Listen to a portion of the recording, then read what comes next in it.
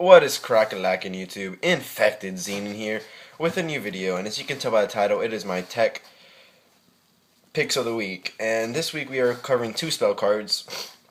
One of them was used in the meta before, and one of them is just completely brand new, as you can tell by the description of the video.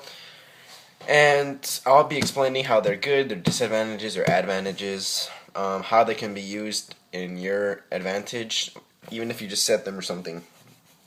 Sorry about that. And let's get started. So the first card, as you can tell, is Ego Boost. Ego Boost is a spell card that reads, when a monster your opponent control... when a monster declares an attack, try to read it without looking, target one face-up monster on the field. So it has to be when a monster is declaring an attack, so it could be either you or your opponent. Target one face-up monster on the field. It gains 1k attack until the end phase of the battle. Plus, it also kind of looks like Captain America's in the background. And, yeah, pretty funny. So, how is this good? Okay, first of all, with Dino Rabbits with Guaiba, you can use Ego Boost it, and then it runs over things a lot better than Lance. I mean, I understand why Lance is more played, because Lance it helps the monster get not hit by spells or traps, which is understandable, because if you're attacking with Guaiba, you don't want to get Deep Prisons or Mirror Force or something like that. But if they have no back row, I believe this is a better card. For the simple fact that it just gives it 200 more attack, and while 200 more attack does not seem that great, okay, it can run over Malefic Stardust. It can run over Stardust. It can run over Grapha. I mean, not Grapha. Well, it ties with Grapha if there's no what's it called? If there's no gates out, it crashes with Grapha, which is not really a smart play unless you have a DD Crow in your hand, because honestly, why would you just crash with Grapha? Really, it's gonna come back the next turn. You just wasted your turn. Your time, I'm sorry. And yeah, like, it's really good. Ego Boost is pretty good, and it also helps you can just set it, since it's a quick play spell card. You can just set it. Here, I use him into the card. If it focuses or not, I can't really control that. So there, you can just set it, and then when they're attacking, thinking that they have gained because they have more, like 600 more attack points, and you flip this, and their monster's destroyed, and you gain 400, and they lose 400 life points, which is pretty good. It's a pretty good card again. Yeah, that's why Ego Boost is a pretty good card. Oh, and how can it be good in the format? Like I said, with Dino Rabbit, it's pretty good. And it could be used in any deck, really.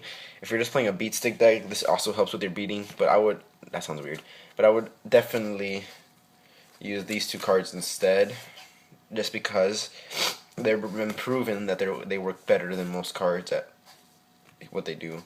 With the effect negation and the spell negation, it really helps, since this is just 1k, but it's not really, doesn't help negate nothing. Our next card we will be talking about is Enemy Controller.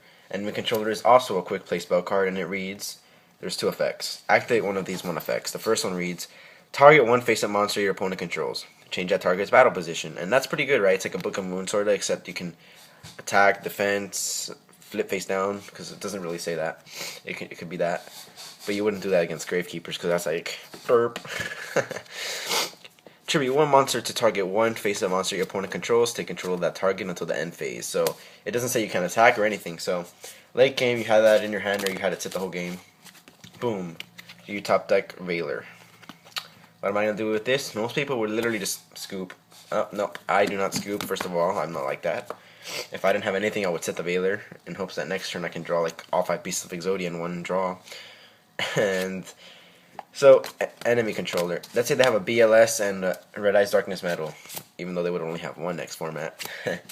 But let's say they do that, just because, you know, they want to be badass. They, we spam the field, ha. Effect Veiler, you normal summon it. They're like, are you fucking retarded? Enemy Controller, tribute it, take control of BLS. And if it's enough life points, you can attack the Red Eyes Darkness Metal. They take 1200, and then attack them directly for 4200. And if it's a late game situation where you just run out of your hand, so I'm guessing it's a late game situation, it's pretty much a game. So I know I always say the talking about how BLS is there, but in all honesty, BLS is a really good boss monster, and